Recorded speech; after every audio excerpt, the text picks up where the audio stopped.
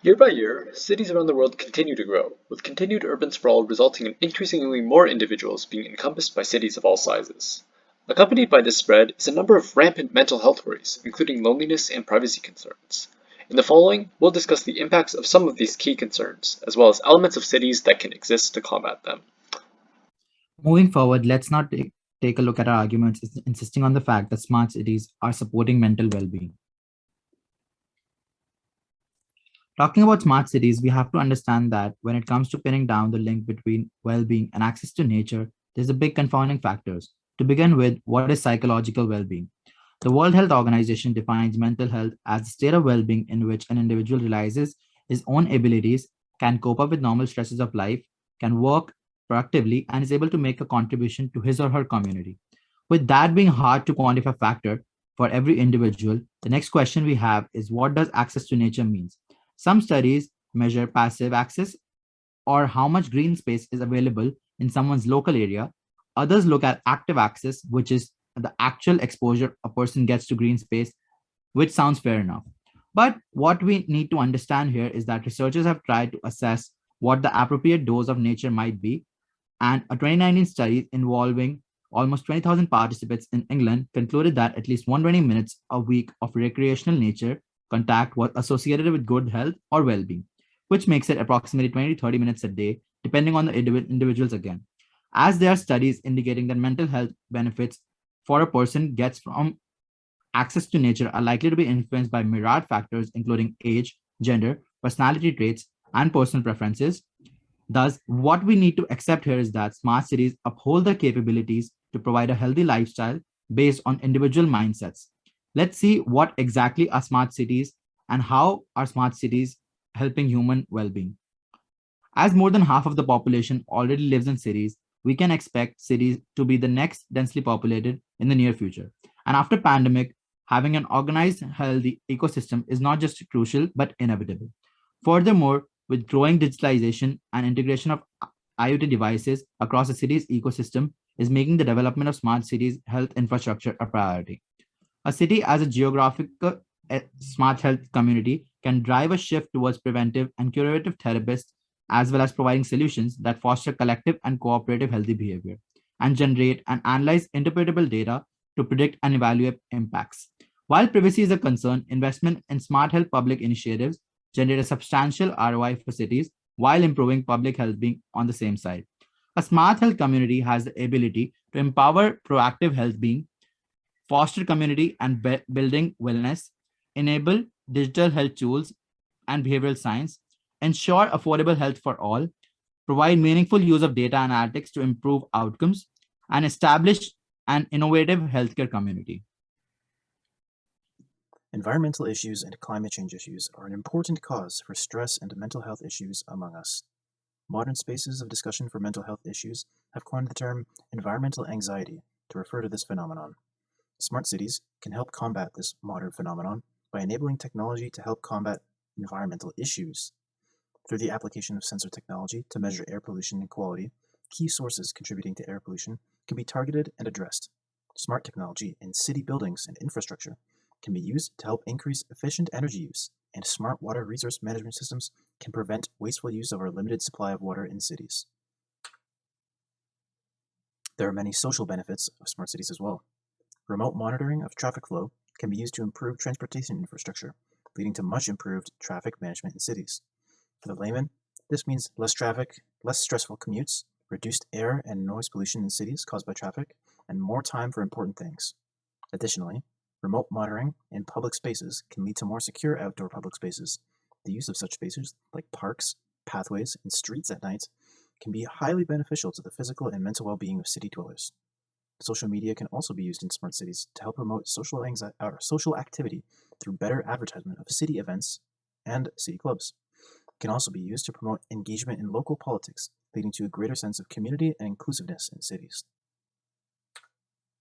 Smart cities can also lead to many health benefits for the average citizen.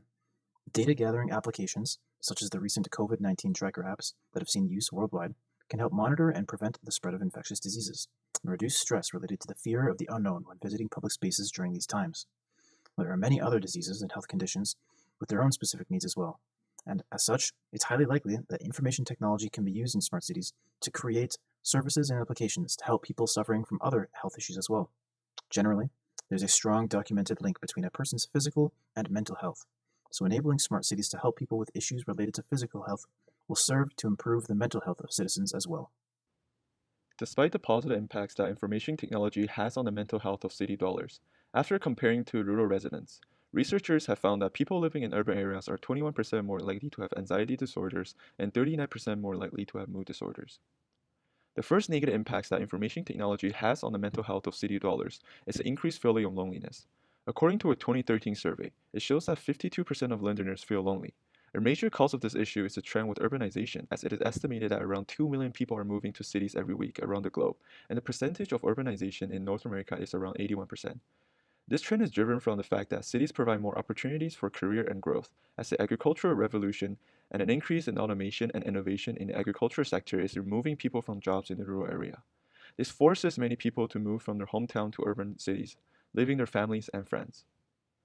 Another reason that contributes to the increased feeling of loneliness is the more prevalent usage of social media in cities due to higher number of social media influencers and celebrities. According to statistics, 76% of adults living in urban areas use social media sites, whereas only 66% of adults living in rural areas use social media platforms. On average, people living in the cities spend around 2 hours per day on social media, and this rate is increasing by 2 minutes per day. People are making connections in the online world instead of making true bonds with people face to face, as more people try to one up or imitate influencers' facade or lavish lifestyle. This isolation leads to an increased number of anxiety and depression, as people will be more vulnerable to the feeling of loneliness, which is a symptom of psychological order. This feeling of loneliness can also attribute to factors such as low self-esteem, as people feel less confident as they compare themselves to influencers on the internet or friends posting the most perfect pictures of themselves. Increasingly more data is collected both on citizens and through the use of sensors. Some examples are smart robocops that use face recognition to identify people, and another example is the digitization of health records. Now, with more digital data, more sensors, and more overall connection, this increases both vulnerability and attracts more hackers. There are two main concerns with having this much digital data. The first one is hacking, so data can get leaked or changed.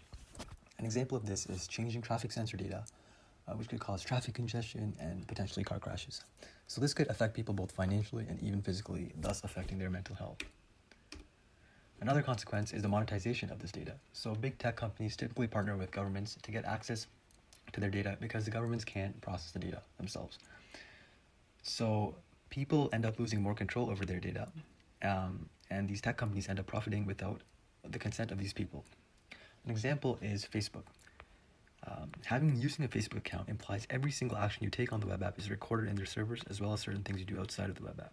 Now, doing this for 2.9 billion users allows them to collect massive amounts of data and subsequently create massive amounts of profit. So this monetization could affect people mentally as well. Hey, I guess just so everyone knows a bit more about you, maybe you can introduce yourself. Yeah, sure. So my name's James. I'm a friend of Nathan's. I'm 22 and I'm currently living in Toronto, the GTA area. Yeah. Okay, cool. So we'll get right into it. So how have you noticed your social interactions have changed due to the adoption of social media? I've definitely noticed a lot of connections relying on applications now. So a lot of my relationships have shifted online, which sounds kind of weird, but just when you consider lockdown and COVID and everything going on, there's become a lot more dependence on social media. But yeah, I've just noticed that way more than not nowadays, I could even meet someone online through social media just through, sharing the same interest in the same topic, maybe on video games or something.